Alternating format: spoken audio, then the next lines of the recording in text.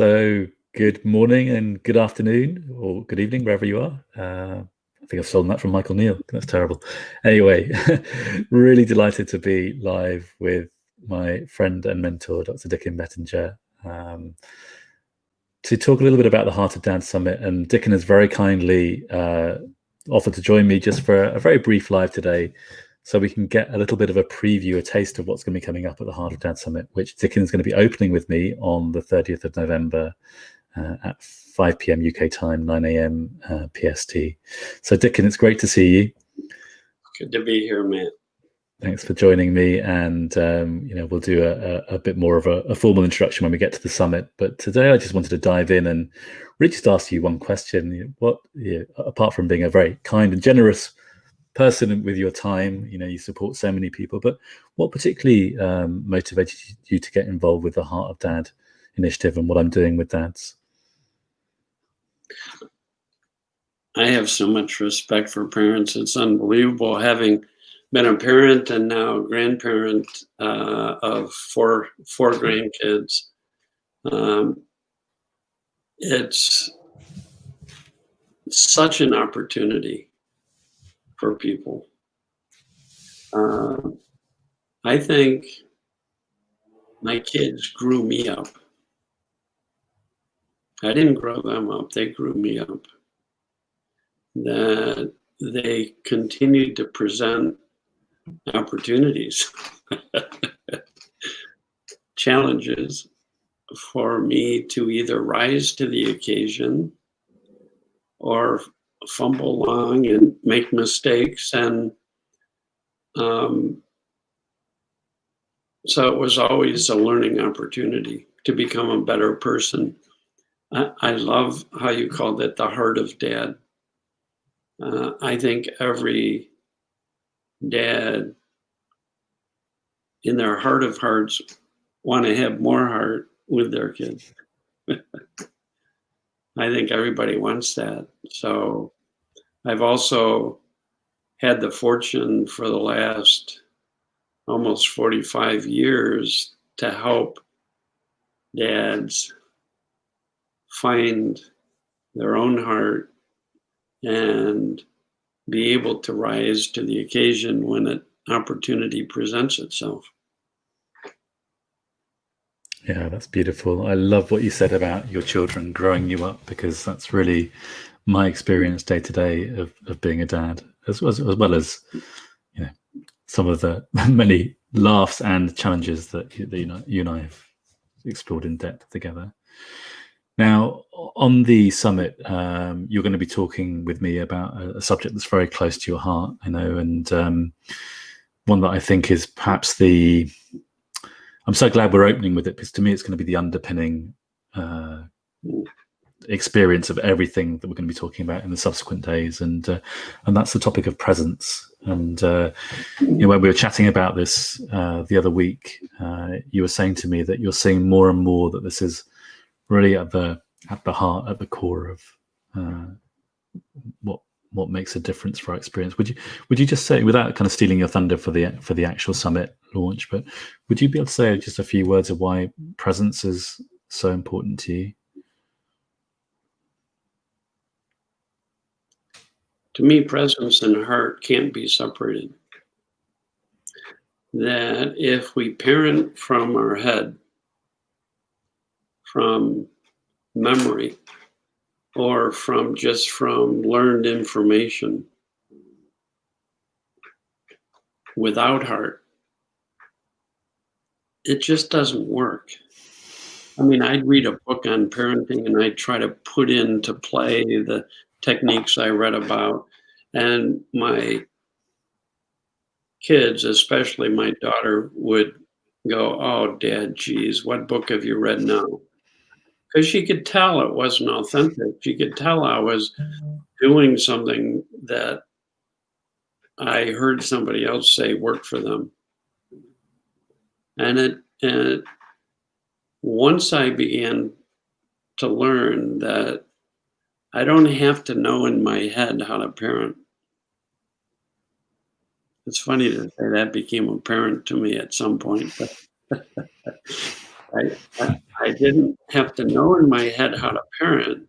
I had to trust that when I dropped out of my head into this space within each of us that I call presence, that space is full of, it's where we connect with people. It's the only place we connect with people. And presence is also opens us up to deeper feeling of understanding, compassion, love. And it opens us up to a deeper knowing, what often is called common sense. And when parents learn to trust their common sense that comes with a nice feeling, they do great. No matter how they were parented, no matter what they grew up with, it's presence draws on the intellect, but it's not governed by the intellect. So it frees us from memory, which frees us from our conditioning growing up that wasn't helpful. And it's fresh and it's new and it's alive and it makes parenting really interesting. So as people fall out of their head into their heart, into this space of being fully present with our kids, we get promptings from within about what to say and what to do. And that made parenting a really fun adventure, even though at times I'm like anybody else, bumbling along and making mistakes. But I knew what to come back to. I knew to come back to that space beyond my ideas about how to parent. And then something, I gotta say it again, something becomes apparent to you on how to parent. And one time I did a free parenting course for our community and I called it Common Sense Parenting. So that's why I'm a big fan of presence, because it's where we find love, compassion, understanding, forgiveness, common sense, all the things we are interested in experiencing and bringing into our parenting. And the paradox is it's been right there under our nose the whole time. And often when we have difficulty in our parenting, we run up into our head and try and figure out what to do and how to deal with it. And innocently, that's going in the wrong direction.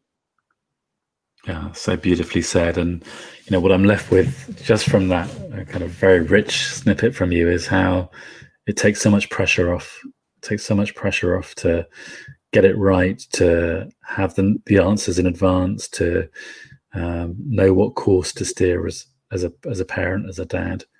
This kind of feeling of presence, as you describe it, offers everything you need in the moment.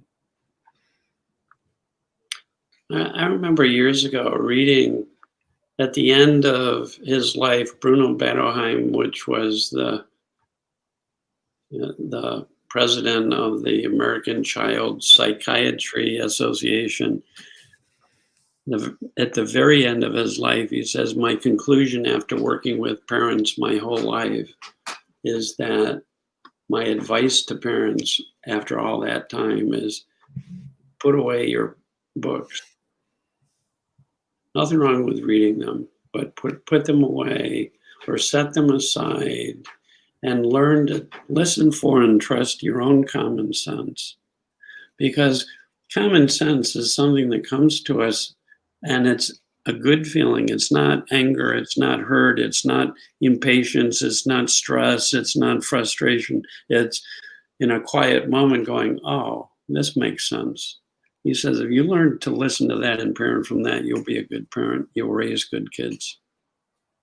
I thought that was interesting that at the end of his life, this extremely famous psychiatrist, the founder of child psychiatry, comes to the conclusion it's all about presence and common sense. Yeah. So that really was an interesting confirmation of this. That's so beautiful. So, Dicken, thank you so much for giving us just a flavor of what we're going to be diving into on the 30th of November. I can't wait. This has just been so rich in just the 10 minutes we spent here. So if you want to join us at the summit, Dicken and I are going to be opening it on the 30th of November, 9 a.m. PST, 5 p.m. GMT. It's completely free to join.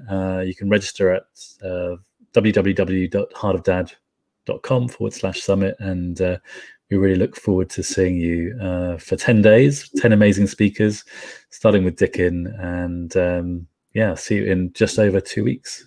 So really excited to see you then. And thanks for joining us.